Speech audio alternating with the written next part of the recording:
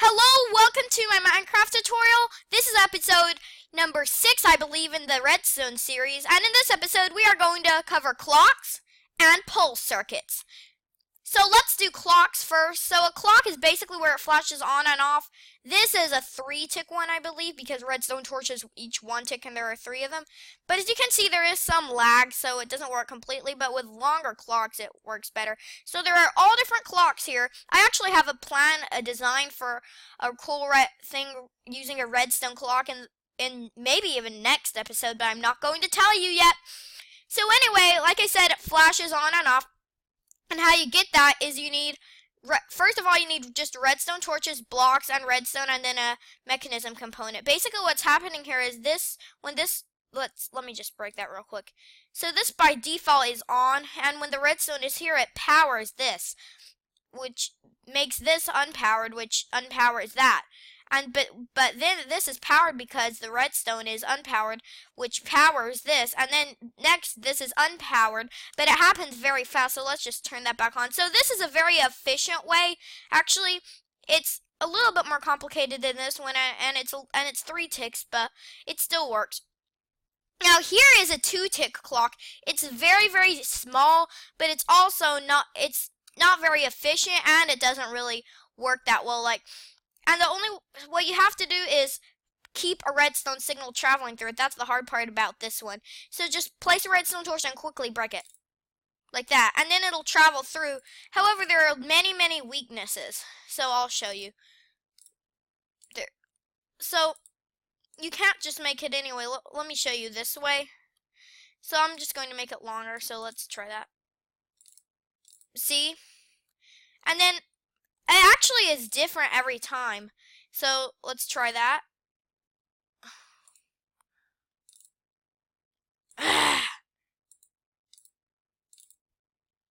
See, it just, oh, right, did this the wrong way. I'm sorry. But even this way, see, that works, but then say you put a repeater here, it doesn't always work. See, I just said it. If you set it to a certain number of ticks or more than that, it's not going to work. That's what it is for me. So this is not the best way. Let me just put this how it was. No, not like that. So if you're wanting a very good clock, you're not going to want this. You won't want this unless it's a very certain way and you want less resources. Now this is another way. This one's actually probably one of the best. The reason it's with 2 torches is because with 1 torch it just as you can see, it flashes on a few times then turns off because of the, I don't know if it's a bug or lag or it's supposed to be there or what, but it just flashes a couple of times, so that's why you have to have 2, so they're alternating, as you can see. So how it works is you just place redstone down the center here, blocks on either side, redstone on top of the blocks, redstone torches on this side, and then redstone in between. So it should just look like that.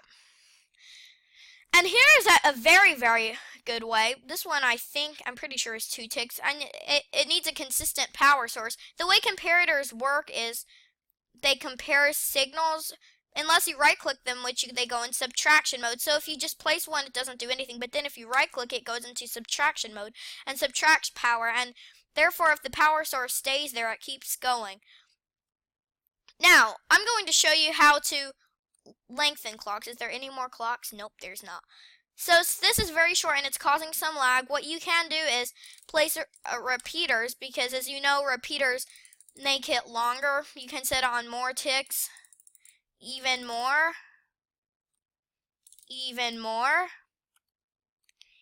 and even more.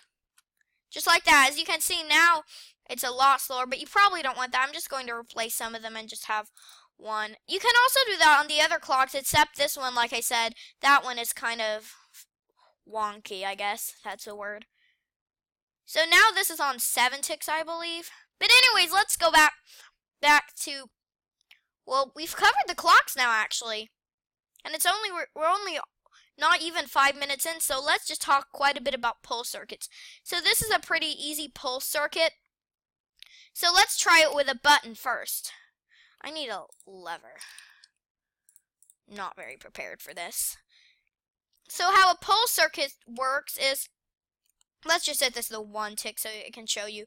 A pole I can't talk today once again. A pole circuit works is, so that it goes on, this goes on for a short time, then almost immediately turns off depending on how long you make the repeater. Or how are we on time? Pretty good. So what happens here is when I press the button, it doesn't do anything, right? But it has to be on at least 3 ticks in order for it to work, because this is 2 ticks, and then I think that, yeah, that's, but this, yeah, when it's on 1 tick, the problem is this torch is on the same thing, so it's basically the same thing, and it's off because the torch is 1 tick.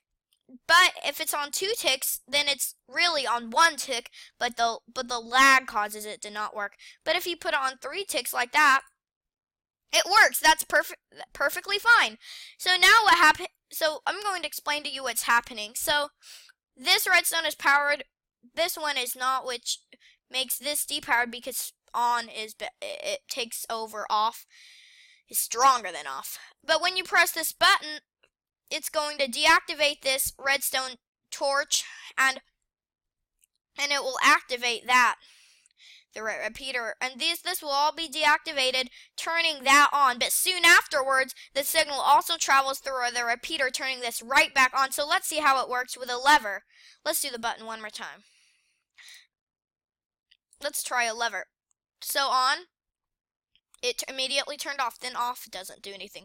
Now, there are many other kinds of pole circuits. They are not actually the same thing. You can make it so that goes on, and then you turn it off, and that goes on again. There are all kinds of crazy things, but this is just a very basic pole circuit. And it doesn't have to be, I'll show you another thing. So what you can also do is make it longer. So let's do that. So this is a longer pole circuit, so it lasts longer. Let me get button again. I'm not prepared today.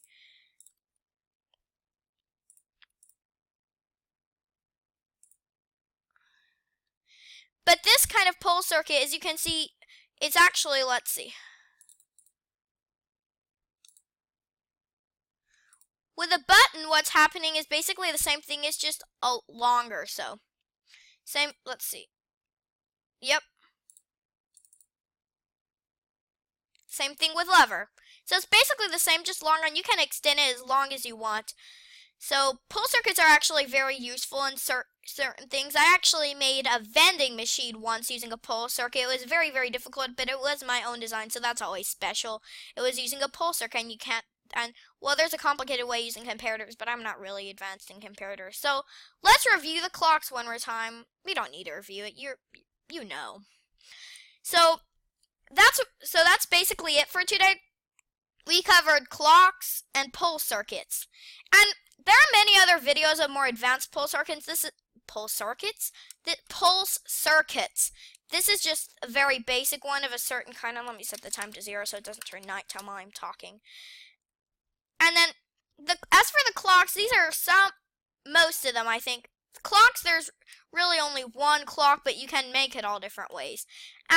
I think that's basically it for today. Again, I think in the next episode, we're going to make a really cool design using these clocks. And that's why I wanted to learn about them today. I wanted you to learn about them anyways. So anyway, guys, thanks for watching. Hope you enjoyed the video. Bye-bye.